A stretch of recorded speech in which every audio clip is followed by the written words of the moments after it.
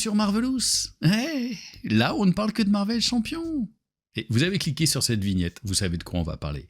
Mais d'abord, petit shout-out à notre ami Alias qui fait à chaque fois des vignettes superbes. Je lui envoie mes petits bons de commande et tout de suite il me dit bah, c'est pour quand. Je lui dis c'était pour hier.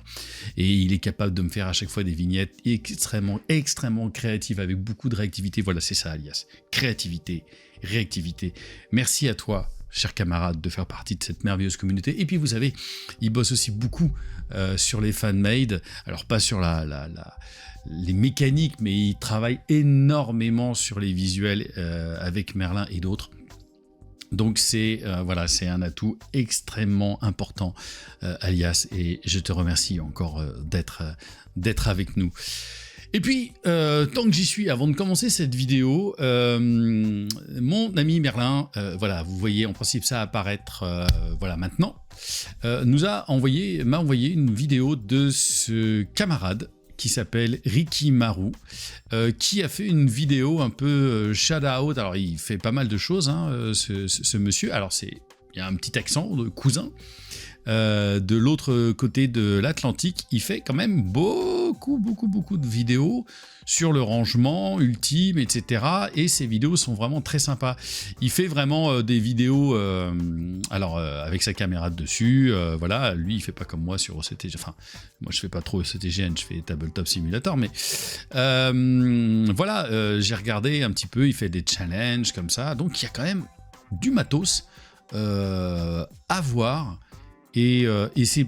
Alors évidemment, il nous a fait un gentil shout-out pour la chaîne du Troll Savant. D'ailleurs, vous savez que vous continuez à vous abonner sur la chaîne du Troll Savant.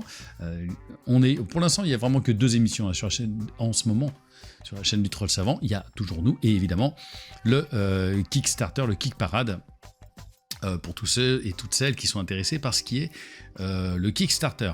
Et il nous a fait, voilà, dans ces 5 chaînes, évidemment, il a parlé aussi de la saga des jeux, des amis belges, de JCE TV, et il a dit des mots, voilà, plutôt sympas, et particulièrement aussi à l'encontre de Merlin. Donc, Ricky Marou, merci en tout cas beaucoup pour ton shout-out. Il y a 295 abonnés, vous avez vu, il a 58 vidéos, il a 295 abonnés. Je pense qu'il y a un certain nombre de nos abonnés qui mériteraient, qui sont intéressés par Marvel Champion, bien sûr, qui pourraient tout à fait aller le voir. Et en plus, il a un super décor derrière lui. Enfin, je peux pas lancer la vidéo là comme ça, sinon j'ai peur de me faire striker. Mais en tout cas, il fait à chaque fois des choses hyper intéressantes. Enfin, là, vous le voyez ici, là, sur la petite vignette animée là comme ça, il a un décor incroyable chez lui, les casques de Halo là, enfin c'est assez dingue, donc ça fait vraiment très plaisir d'avoir des gens qui nous font parfois comme ça, et bien sûr des petits shout-outs, ça fait toujours très plaisir. Donc voilà, vous savez aussi qu'avec Merlin on vous a dit qu'on allait être très pris et que il y aurait peut-être pas autant de vidéos qu'on aimerait pouvoir faire. Je sais qu'au moment où j'enregistre cette vidéo, je vais pouvoir faire une vidéo aussi avec Merlin aujourd'hui. Peut-être qu'on en fera une, peut-être qu'on en fera 2. On n'a toujours pas fait, enfin au mois de septembre là où on est, le 23, on n'a toujours pas fait la vidéo du deck du mois de septembre, donc on va les faire. Mais il y a aussi cette vidéo là, voilà, simplement, hop, et j'ai décidé moi aussi de vous proposer. Alors on n'a pas fait cette vidéo analyse, bien sûr encore du Winter Soldier, mais peut-être qu'on va la faire là maintenant. Cette vidéo du Winter Soldier, et je me suis dit tiens, j'avais envie de vous proposer, bah voilà, mes decks à moi avec lesquels je joue. Alors petit disclaimer tout de suite, si vous êtes les championnats du monde de Marvel Champion, vous pouvez regarder cette vidéo, ça me fait toujours plaisir que vous regardiez cette vidéo, il n'y a pas de problème. Vous pouvez aussi apporter plein d'idées dans le deck building. Mais si c'est pour me dire, mec, t'as rien compris, faut pas, parce que faut que tu déclenches ton machin qui déclenche. C'est pas un deck de Merlin. C'est pas un deck des gars de JCE TV. C'est pas un deck d'ultra expert. Pas du tout. Je vous l'ai déjà dit, quel est mon profil de joueur. Depuis que je joue à ce jeu, depuis 4 ans, je crois que c'est ça. De toute façon, on est dans la 4e saison, donc je suis à peu près dans les 4 ans de ce jeu. J'ai joué, je sais pas, ça y est, enfin depuis le temps que je dis que ça fait 300 fois que je joue, j'en ai peut-être joué plus de 300 parties. Donc je considère être un joueur intermédiaire. Je joue de manière plus casual. Je jouais beaucoup en 50-50, c'est-à-dire 50% du temps en solo et 50% du temps avec ma nana, avec des copains et tout ça.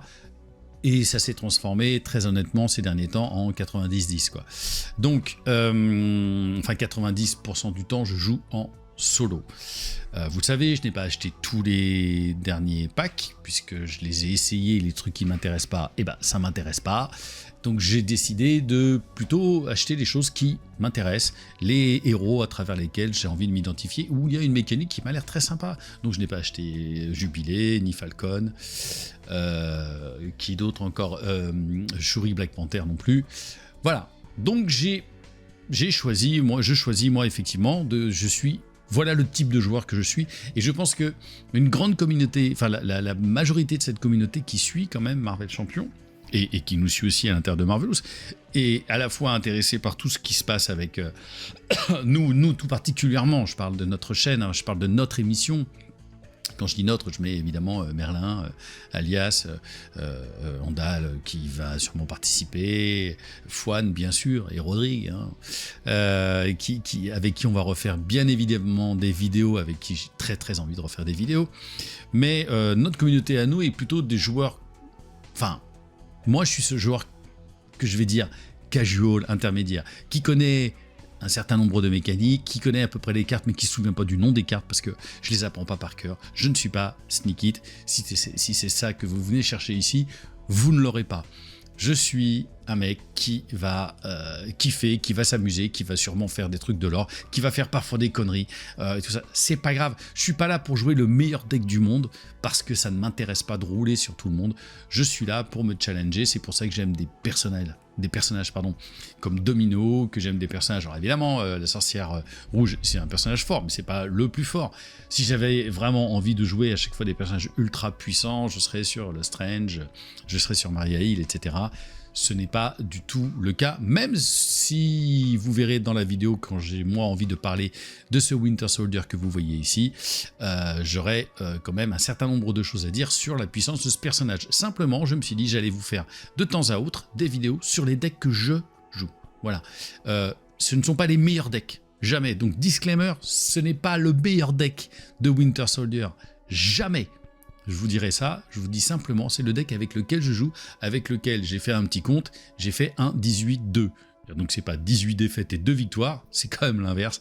J'ai quand même fait 18 victoires et 2 défaites. En jouant, en gros, j'ai refait toute la boîte de base, je me suis fait la convoitise galactique, bon évidemment pas avec Ronan, j'ai les 2 défaites, bon le crâne rouge, et donc les défaites je crois il y a eu crâne rouge, et la deuxième je me souviens plus, je crois que c'était en expert, hein, à chaque fois je précise, pas en standard, en expert. Ça avait été le bouffon, le gobelin bouffon.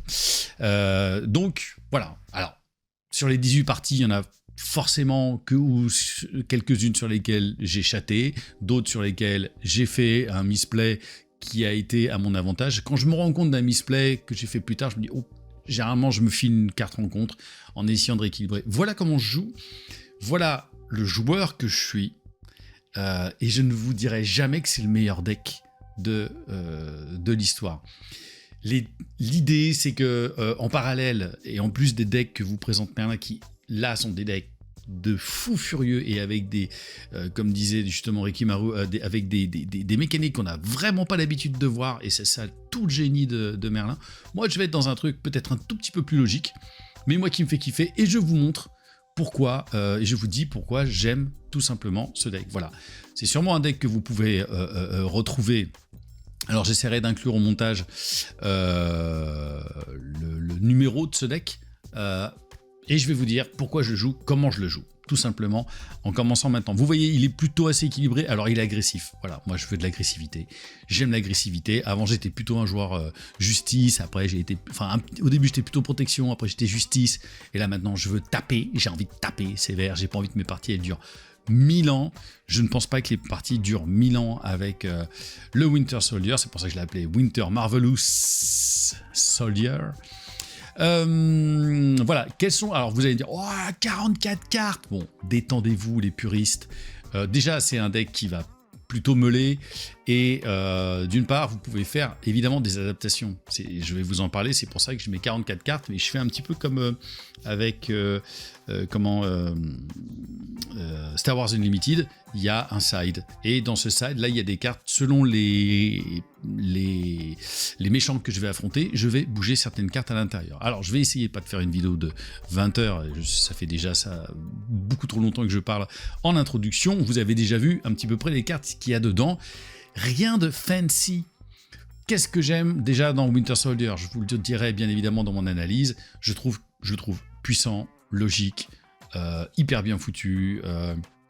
J'adore cette mécanique qui fait qu'à la fois il peut agresser et à la fois il peut sauver de la menace. En plus, il a 2 de contre, donc il est quand même déjà, quand tu joues en solo, ça reste malgré tout très fort. Oui, j'entends Proust me dire ici, ouais, joue-le contre Magog. Alors, il se trouve que j'ai gagné contre Magog. Mais, ou les Thunderbolt et tout ça. Sûrement que je vais prendre des volets. Et il y a toujours des contres. Il y a toujours des contres. Et évidemment, peut-être que j'ai eu du bol contre Magog. Bien évidemment. Mais, bon, voilà, ça arrive. Il y a toujours des contres. Encore une fois, moi, je regarde le plaisir que j'ai à jouer, en tout cas, ce personnage. Alors, pour aller, bon, évidemment, on connaît avec Black Widow, alors vous verrez peut-être pas toutes les images là qui viennent pas, en tout cas. Avec. Qu'est-ce que je suis allé chercher, pardon, Alors, je vais vous dire aussi les cartes que je change pour pouvoir descendre à 42 voire à 41. Évidemment, j'ai pris le Captain. Pourquoi? Parce que je trouve que c'est fort, c'est un d'étape.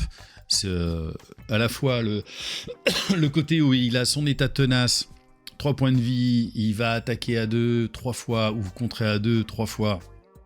Plus l'état tenace, plus le fait de pouvoir redresser le Winter Soldier. Vous verrez pourquoi, pour moi, c'est important, bien évidemment, qu'il soit redressé. Voilà, c'est une carte qui coûte 4, mais la carte clé, je vais essayer de partir quand même tout de suite dessus, c'est plutôt dans les améliorations. Man on the Wall, je sais pas si... D'ailleurs, ils l'ont pas traduit ici, c'est bizarre. Je sais pas pourquoi ils l'ont pas traduite. Voilà, bon, en tout cas, vous connaissez cette carte, si vous ne la connaissez pas, c'est une amélioration à 1 qui a le trait titre, donc elle coûte que dalle, et l'idée, quand vous l'inclinez, vous allez réduire de 1 le coût de la prochaine carte que vous payez par sbire que vous avez en face de vous. Et ce deck et ce personnage demande évidemment à avoir des sbires. Si vous jouez contre un mec qui n'a aucun sbire, bon, évidemment, cette carte, vous n'allez pas vraiment la poser, mais il y a toujours 1 ou 2 sbires qui se promènent, y compris dans les sets modulaires. Donc ça vous permet, quand vous avez 4 sbires en face de vous, vous l'inclinez, vous lancez quasi gratos, donc gratos là pour le coup, le capitaine dans le game. Et puis voilà, c'est le capitaine, vous me connaissez. J'ai envie de l'avoir. Carte que je mets et que j'enlève à certains moments, que je trouve quand même assez intéressante, parce qu'il y a toujours, vous savez, vous jouez Feu du Soleil, on dépense une ressource éclair, et puis vous voyez, hein, il y a beaucoup de ressources éclair dans le énergie éclair dans le deck, donc ça permet de jouer 2 plus une ressource éclair, et vous verrez des trucs un peu chiants qui sont tous les attachements avec le texte action de héros ou réponse de héros, et ça vous permet de la défausser. Je la mets pas tout le temps, faut connaître un peu les decks méchants qu'on a en face de soi, et auquel cas je trouve que ça fonctionne vraiment bien. J'ai mis les 2 Nick Fury. Alors c'est pareil, je joue pas toujours les 2 Nick Fury en même temps. Évidemment, notre Nick Fury basique, il est intrinsèquement plus puissant, parce que déjà il va te piocher une carte supplémentaire. Donc je le trouve très fort. Mais ça m'est déjà arrivé d'avoir les 2 en même temps quand je sais que le méchant va être long. C'est-à-dire que c'est pas un méchant hyper agressif avec une menace de malade tout de suite. Quand je sens que ça va être une partie qui peut être longue, avec des méchants qui vont être longs eux-mêmes à se mettre en place, d'une certaine manière, je vais pouvoir faire rentrer les 2, parce que je vais avoir besoin d'aller meuler mon deck. Et puis de toute façon, c'est du Nick Fury, c'est assez important. Évidemment, le choix entre les 2, il est sur le Nick Fury de base que je vais garder, c'est-à-dire celui-ci, hein. Et le Nick Fury Senior, c'est vraiment pour faire un kiff. Alors elle, pour le coup, je ne l'enlève pas. Pourquoi je n'enlève pas Spider-Girl? Parce qu'elle m'a sauvé les miches un certain nombre de fois. Vous allez chercher à avoir un maximum de sbires en face de vous, bien évidemment. Et il y a peut-être parfois des sbires qui peuvent être des sbires élites. Alors, je ne vous dis pas le nombre de fois sur les 20 parties que j'ai faites. Je pense que plus de la moitié des parties que j'ai faites, voire je suis pas loin de penser les 2 tiers des parties que j'ai faites, je me suis chopé l'ombre du passé. Et à chaque fois, de taper l'ombre du passé, l'ennemi de Winter Soldier, c'est un enfer. Et tu peux pas le gérer tout de suite parce qu'il vient avec sa menace, il a 5 points de vie, tous les Hydra ont plus de points de vie, donc il est à 7, donc il est un petit peu plus chaudard à jouer. Et donc, quand tu as la possibilité d'avoir Spider-Girl, bim, tu la poses et tu sonnes et tu désorientes un sbire, ce qui fait que pendant 2 tours, tu as le temps de gérer la menace pour virer les 2 points de vie supplémentaires. Donc il va pas t'attaquer. Si tu as besoin d'aller te faire une petite ressource, d'aller te ressourcer, de faire une rec, et ben hop, tu vas aller faire ta rec sans qu'il manigance. Et franchement, Spider-Girl, bah j'aime beaucoup. Alors, là aussi, pareil, vous pouvez changer des choses. Vous pouvez mettre Hulk pour tanker pendant un temps. Pourquoi pas? C'est aussi une idée. Mais voilà, Spider-Girl, moi j'aime vraiment, vraiment, vraiment beaucoup. Évidemment, il y a 18 événements, on y viendra un tout petit peu après. J'ai mis les 3 ressources de base.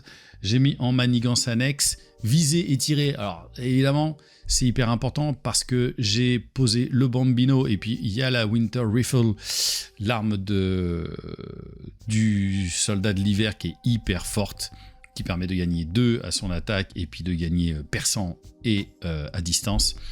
Viser et tirer, c'est une manigance de joueur, vous la posez pour 1, il y a seulement 2 menaces dessus. Une fois qu'elle est déjouée, vous pouvez aller chercher une amélioration. Vous pouvez aller chercher une amélioration arme ayant un coût de 3 ou moins dans votre deck ou même votre pile de la défausse, vous la mettez en jeu. C'est archi puissant. C'est une carte absolument puissante, puisque pour 1, et puis un petit coup de... Vous pétez un ennemi avec le pouvoir de Winter Soldier, vous pouvez retirer 2 menaces de n'importe quelle manigance. Hop, vous récupérez une arme qui est quand même, pour moi, hyper puissante. Alors on va passer justement aux améliorations. Pourquoi je mets Bambino? Parce que Bambino, quand on arrive à d'étape le perso, quand tu es un peu en place, que tu as le Winter Rifle et le Bambino, pareil, 3 quarts des parties, j'arrive à avoir ça effectivement à un moment. On a une possibilité d'attaque à 8 avec un déferlement, parce que tu retires 3 de Bambino, ça fait 3 d'attaque. Le Winter Soldier, il peut monter jusqu'à 3 avec son autre amélioration, il est à 6. Et la Rifle qui est à 2, c'est des attaques à 8 qui font vraiment très très plaisir. Alors pourquoi j'ai dit que vous pouvez monter à 3? Puisque je mets un entraînement au combat. Le héros gagne plus 1 d'attaque, vous connaissez par cœur les 3 d'attaque sur un sbire un petit peu gonflé. Boum, on le fait sauter des hydras et tout ça, ça passe quand même vraiment, vraiment bien. Le Man on the Wall dont je vous ai dit qu'elle était pour moi vraiment la carte clé. Alors j'ai mis une prouesse martiale, pourquoi? Parce que vous voyez, on a quand même un certain nombre d'événements, même si on sait que le bras cybernétique c'est un générateur d'événements, je trouve qu'on n'a jamais trop ou pas assez de générateurs d'événements. Ce qui m'intéresse avec la prouesse martiale, c'est, vous voyez, j'ai mis aussi l'héliporteur. Je fais un petit saut vers le soutien. L'héliporteur, c'est général, ça va te permettre de baisser le coût de n'importe quelle carte. Donc, ça m'est arrivé d'avoir des mains vraiment un peu dégueulasses et d'avoir l'héliporteur et la prouesse martiale. Bien évidemment, j'ai essayé de faire passer l'héliporteur en premier, puisque la réduction de coût est quand même beaucoup plus intéressante. Mais je considère que si j'arrive pas à avoir tout de suite l'héliporteur ou le manoir des Avengers, que je mets aussi bien évidemment, et une fois que tu as le manoir des Avengers, si tu l'as en début de partie, je pense qu'il faut vraiment le poser. Si c'est enfin, il n'y a aucun intérêt, mais en début de partie, ce qui permet que une fois que tu es en héros, au début de ton tour tu l'inclines et puis tu as 6 cartes en main, donc t'as pas besoin de retourner d'autant qu'en alter ego, parce qu'en alter ego il n'a pas beaucoup d'intérêt, notre ami Bucky Barnes, ce qui est pour moi son seul défaut. Voilà, oui, donc la prouesse martiale, moi je pense que ça peut s'enlever, ça peut se remettre, perso je la laisse. Le tir de suppression, pourquoi j'ai mis le tir de suppression qui est 0, qui est une amélioration, et tu attaches ça à un sbire, et une fois que tu as pété un sbire, tu soignes 2 points de dégâts de votre... vous soignez 2 dégâts de votre héros. Pour moi, je trouve ça vraiment bien, j'en ai mis 2. Je peux presque en mettre 3, vous allez voir la logique que j'ai mise aussi derrière. Pour moi, c'est important parce que j'essaye de rester le plus longtemps possible en héros, de taquer à mort. Alors, si vous mettez pas la prouesse martiale, c'est pas mal de mettre la carte à 1 dont j'ai plus le nom en tête, là, avec Daredevil et Luke Cage qui sont en train de bouffer moment de répit ou je sais plus quoi, enfin bref, qui permettent de monter ta rec à +2, donc résultat d'avoir une rec à 5, ce qui est évidemment pas dégueulasse. Voilà pour ce que je mets là. Je vous dis aussi les cartes que je peux changer, enfin en tout cas selon les différents essais que j'ai fait. Évidemment, le hall des héros, une fois que vous avez vaincu un sbire, tu mets un jeton gloire, tu retires 3 jetons gloire et tu l'inclines, tu pioches 3 cartes. Alors là, c'est régalade. Et c'est régalade aussi avec, bien évidemment, amenez-vous. Je me suis retrouvé à des moments, mais à avoir des mains à vider mon deck, quoi, quasiment. En action de héros, vous piochez une carte par sbire engagé avec vous. Bon, ça fait plaisir. Quand t'as les 2 qui arrivent, quand t'arrives, et c'est plus d'une fois que t'arrives à avoir, alors j'en ai mis que 2, évidemment, quand tu as le hall des héros, tu pètes tu chopes tous les sbires que t'as, tu pètes un dernier sbire, tu inclines le hall des héros, tu récupères encore 3 cartes. Non. Très sincèrement, la plupart du temps, t'as toujours à peu près... Si ce n'est qu'un, quand c'est vraiment pauvre, tu as toujours à peu près 2 sbires avec toi. Pourquoi alors attends, c'est plus... Voilà, spoiling for a fight. J'en ai mis que 2. Tu peux en mettre 3, mais bon, c'est pareil. C'est toujours trouver un équilibre. Tu défausses les cartes du deck rencontre. Tu prends un minion avec toi qui t'engage et tu redresses ton héros. Voilà, c'est encore une autre solution d'étape et une solution de faire venir un petit peu à manger sur la table. C'est quand même le but du jeu. Donc tu le pètes, tu arrives à lui poser le tir de suppression, tu te soignes de 2. Dans cette même logique, j'ai mis une frappe chirurgicale. Alors, ça discute, on la met pas. Vous voyez, moi j'ai en tout cas 4 points. J'ai 8 points de vie possible à récupérer en tuant des sbires, donc c'est pour moi hyper important. Et ce qui est cool, c'est que c'est pas 2 dégâts à un ennemi, parce que si tu l'inclines, si tu inclines ton bras cybernétique, et tu payes ça pour 1, donc tu payes juste avec ton bras, et ça fait non pas 2 dégâts, pardon, mais ça en fait 3, puisque tu augmentes ton dégât de 1. Et dans ce sens-là, c'est pour ça que j'ai mis 3 chacun à son tour. Tu mets 2 dégâts à un ennemi, s'il est vaincu, tu mets 2 dégâts à un autre ennemi, en payant avec le bras cybernétique, c'est 3 plus 3.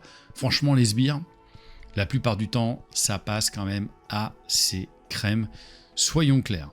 Et puis, et bien sûr, j'ai mis... alors, moi je les mets, je vous dis pas que ça va marcher à chaque fois. Alors, à chaque fois, il y en a une qui arrive à rentrer, le Super Soldier ou le Winter Soldier. Vous savez, c'est les cartes team-up. Avec Black Widow, quand vous avez Black Widow en jeu, ça te permet de mettre la préparation en jeu directement et de mettre 4 dégâts à un ennemi. La préparation quand même de... Alors attends, c'est laquelle? Je m'en rappelle déjà plus, il y en a 2. Voilà, c'est Silent Infiltration, voilà, c'est ça. Une fois que tu as attaqué et défait un ennemi, tu défausses cette carte et tu redresses ton héros et tu désorientes l'ennemi, donc tu gagnes un tour. Et tu te détapes, donc il y a quand même un certain nombre de solutions de détape, de pouvoir taper après vraiment très très sévère. Moi j'adore ça, donc ça marche très bien. Et le Super Soldier, quand vous avez alors ça coûte évidemment plus cher, quand vous avez le Captain, tu mets 6 dégâts à un ennemi et les deux, et ton Captain et ton Winter Soldier prennent un état tenace. Moi c'est les cartes, moi je les enlève pas, voilà. Alors je vous dis, selon les jeux, selon les méchants que j'ai en face de moi, j'enlève le Nick Fury senior ou pas, et Feu du Soleil. Auquel cas, la plupart du temps, je suis plutôt sur 42 cartes. Voilà. Il y a, comme je vous ai dit, il y a forcément des changements et des possibilités de building différemment. Vous pouvez essayer avec ça. Vous pouvez aussi mettre les cartes que vous aimez. Je ne dis pas encore une fois que c'est le deck le plus opti. Je vous dis juste, j'ai fait 18-2 sur 20 parties. Point.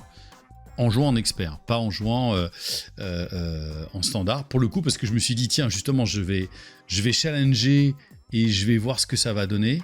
Et ben, ça donne vachement bien. Sans compter que, de toute façon, de base, il a quand même des cartes mais hyper puissantes. Les 3 Metal Punch, j'essaie de les placer.